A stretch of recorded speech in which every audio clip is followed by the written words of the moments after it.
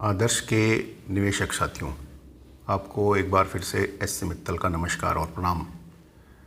साथियों, मैं उम्मीद करता हूं कि आप सब लोग स्वस्थ होंगे और प्रसन्न रहने की कोशिश कर रहे होंगे, क्योंकि ये बात मैंने इसलिए कही कि इस समय हम लोग दोहरी मार से गुजर रहे हैं। एक तो हमारा निवेश जो आदर्श क्रेडिट कोऑपरेटिव सोसाइटी में फंस गया है, उसकी वजह से हम सब लोग बहुत चिंतित हैं और परेशान भी हैं कि इसका निदान कैसे होगा, हमारा जो पैसा निवेश किया है वो हमको कैसे मिलेगा और कब मिलेगा। और उस कंडीशन में जबकि बहुत से लोगों के साथ उन्होंने चूँकि अपनी सारी की सारी धनराशि इस सोसाइटी में लगा दी है और बहुत ही आवश्यक कार्य के लिए उन्होंने लगाया था, और इस संकट की घड़ी में उनके पास पैसा नहीं है तो बहुत ज़्यादा परेशान हैं।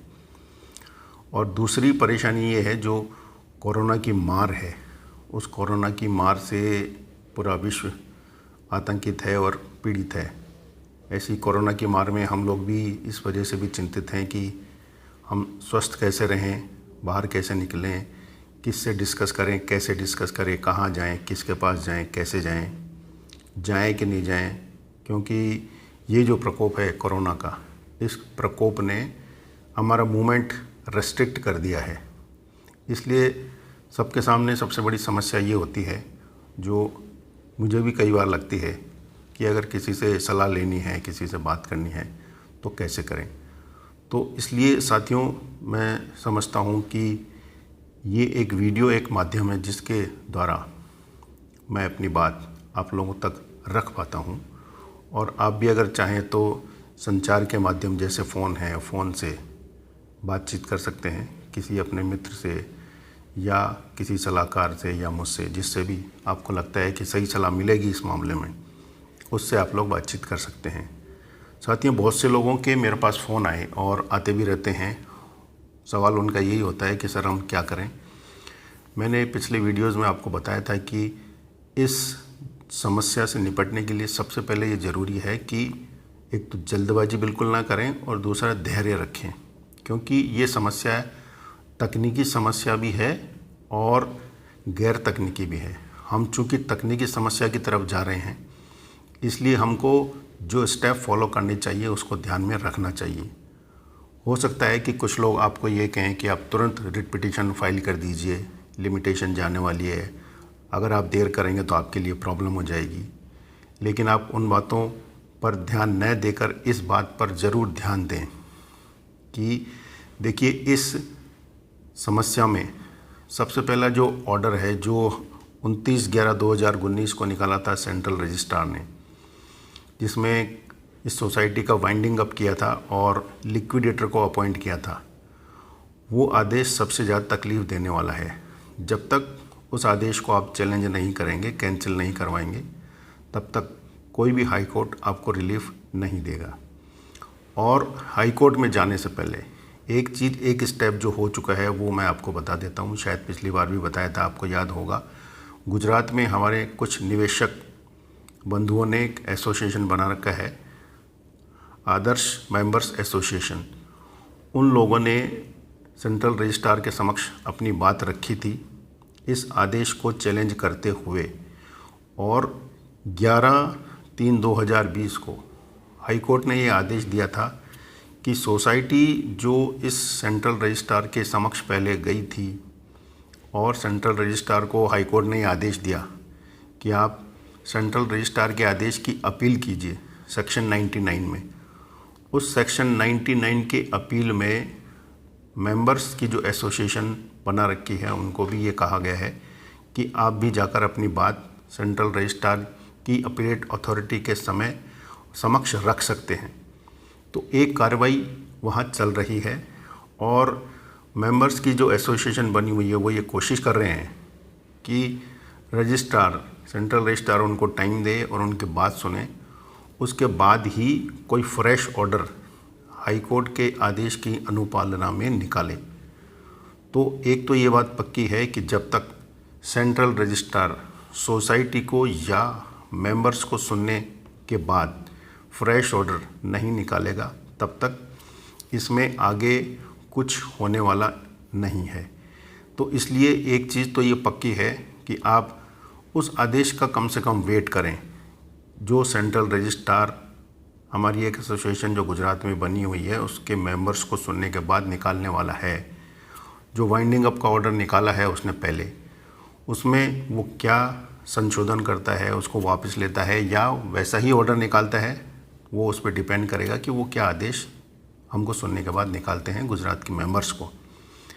तो एक तो ये पक्की बात है कि आप बिल्कुल इस बात से निश्चिंत हो जाएं कि ऐसा नहीं है कि आप 1 महीने या 2 महीने में हाई कोर्ट में नहीं जाएंगे तो कोई बहुत बड़ी आफत आने वाली है। बल्कि अगर आप जल्दबाजी करेंगे और चले जाएंगे बिना रजिस्ट्रार के ऑर्डर का वेट किए, तो हाई कोर्ट आपको ये कह सकता है, चाहे वो गुजरात का हाई कोर्ट हो या राजस्थान का हो या कहीं का भी हो, वो ये कहेगा कि क्या आप रजिस्ट्रार के पास गए, उनके सामने आपने अपील रखी। क्योंकि गुजरात के हाई कोर्ट ने अगर एक बार ये आदेश निकाल दिया है कि आप अल्टरनेटिव रेमेडी को अवेल करने के बाद, सेंट्रल रजिस्ट्रार के पास अपनी बात रखने के बाद हमारे पास आइए, तो ये बिल्कुल आप मान के चलिए कि दूसरे किसी भी स्टेट का हाई कोर्ट बिना इस बात को जांचे परखे और बिना इस बात का आदेश दिए कि जो गुजरात हाई कोर्ट ने आदेश दिया है सेंट्रल रजिस्ट्रार के पास जाने का, उससे अलग आदेश नहीं देगा। इसलिए ये पक्का है कि सेंट्रल रजिस्ट्रार क्या आदेश देता है उसका वेट किया जाए। उसमें 1 महीना लगेगा या 2 महीना लगेगा या 3 महीना लगेगा, जो भी समय लगे, उससे पहले मेरे विचार से आप हाई कोर्ट में जाकर रिट फाइल करने का काम मत कीजिए। अब सवाल ये है कि तब तक हम क्या करें। गुजरात वाले एसोसिएशन के माध्यम से गए हैं, आप या तो उस एसोसिएशन के मेंबर बन सकते हैं, या आपने कहीं दूसरे स्टेट में हैं, आपने एसोसिएशन बना रखी है, तो उस एसोसिएशन के माध्यम से सेंट्रल रजिस्ट्रार को एक लेटर रिप्रेजेंटेशन लिख सकते हैं कि साहब आपने जो वाइंडिंग अप का ऑर्डर निकाला है वो गलत है, हमको सुनिए, हमको अवसर दीजिए, हमको सुनने के बाद आप वाइंडिंग अप का या लिक्विडेटर अपॉइंट करने का जो ऑर्डर है वो ऑर्डर निकालिए। दूसरा तरीका ये है। और तीसरा तरीका ये है कि आप व्यक्तिगत तौर पर, इंडिविजुअल लेवल पर भी अपनी तरफ से एक लेटर आप सोसाइटी के एड्रेस पर, जो अहमदाबाद में है, हालांकि वो बंद हो चुका है, वहाँ आप लेटर लिखेंगे, रजिस्टर लेटर, तो वापस आएगा। और दूसरा लेटर आप चूँकि संचालक सेंट्रल जेल जयपुर में अभी बंद है, वहाँ भी डाल सकते हैं आपकी पीड़ा पहुँचाने के लिए, ताकि कोई भी ये नहीं कहे कि आपने कोशिश नहीं की। तो दूसरा तरीका ये हो गया, दूसरा लेटर ये हो गया। और तीसरा लेटर, जैसा कि मैंने कहा कि सेंट्रल रजिस्ट्रार को आप लिखिए, उनको अपनी पीड़ा बताइए कि हमारा इतना निवेश की राशि थी, वो सोसाइटी बंद होने की वजह से डूबने की कगार पे आ चुकी है, इसलिए लिक्विडेटर अपॉइंट करने का जो आदेश आपने दिया है उसको वापस लीजिए, वाइंडिंग अप करने का जो आदेश दिया है उसको वापस लीजिए, हमारी सुनिए, हमारे निवेश को सुरक्षित कीजिए, हमारा पैसा सोसाइटी से दिलवाइए। ये चीज़ें आप लिखें। तो 3 लेटर आपको लिखने हैं। वो या तो व्यक्तिगत तौर पे लिख सकते हैं, या किसी एसोसिएशन आपके स्टेट में बनी है वहाँ जाके उनके साथ जुड़ के लिख सकते हैं। एक एसोसिएशन गुजरात में बनी हुई है, उसमें भी आप उसके मेंबर बन के लिख सकते हैं। एसोसिएशन का मेंबर बनने से फ़ायदा ये होता है कि आपको फिर ये चिंता करने की ज़रूरत नहीं है कि हम क्या क्या लीगल कार्रवाई करें। उस एसोसिएशन के मेंबर्स और जो पदाधिकारी हैं जो कार्य कर रहे हैं हमारे बिहाफ पे लड़ने का, वो आपके इंटरेस्ट को भी प्रोटेक्ट करेंगे। इसलिए आप एसोसिएशन का मेंबर बन सकते हैं अगर चाहें तो, और अगर नहीं बने तो अपनी लड़ाई खुद भी लड़ सकते हैं, जैसा तरीका मैंने बताया है। इस कार्रवाई के अलावा साथियों, आप अपने लेवल पे चाहे किसी एमपी से मिलें या दूसरी कार्रवाई करें, उसके लिए आप स्वतंत्र हैं, आप वो भी कर सकते हैं।